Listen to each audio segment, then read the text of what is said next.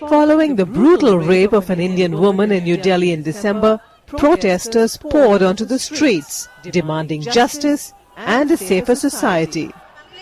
3 months later, India's youth is still making its voice heard through a different medium. If we need to pass on a message, we've usually used networks like the Facebook or Twitter even, something just as 140 characters can do a lot to mobilize people, to mobilize the youth. Das is using social media to spread the word about a campaign she's working on. It's called Freedom from Fear. It uses a traveling truck to visit campuses and teach students to treat women with respect. The number of social media users in India is growing quickly.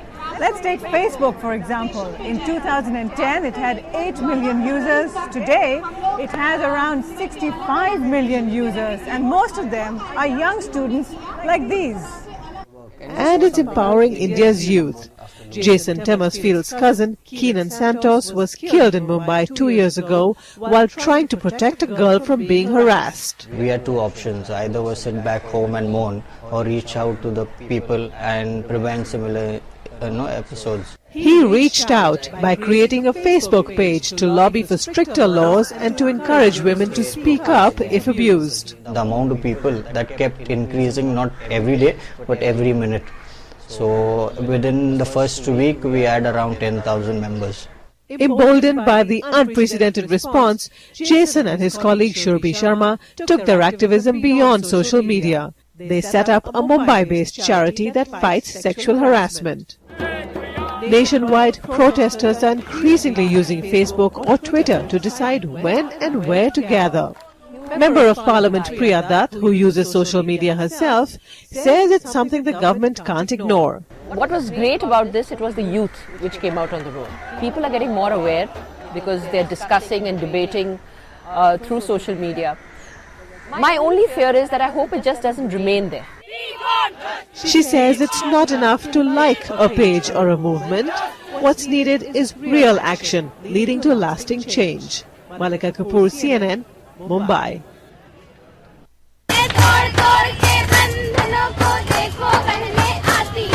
The lyrics say it all. Look everyone, here come the girls. They have freed themselves from their shackles. A new era is coming, they sing.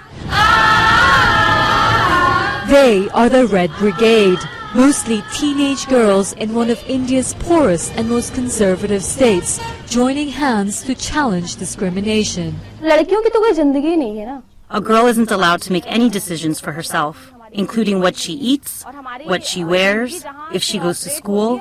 Honestly, we have no place in this society. 25-year-old Usha Vishwakarma is the leader.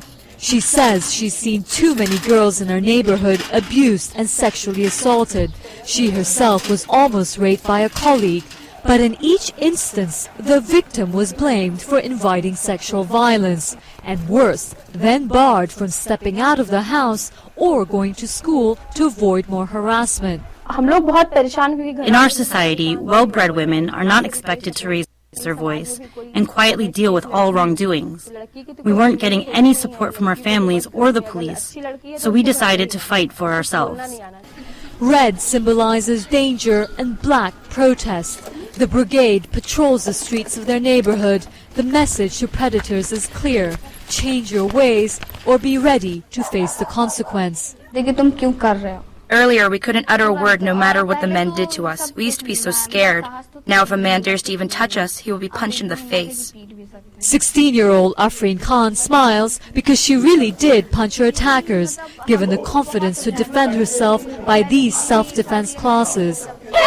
Every single one of these girls say they're a victim of some form of molestation, harassment, or sexual assault, and they're now learning to fight back. Critics say this form of vigilante justice is testing the law, but these girls say they have to protect themselves because no one else is. The group faced opposition from the community when it was formed 2 years ago, but much has changed in India since a deadly gang rape of a student in New Delhi. That incident has brought about a landmark change in the women here.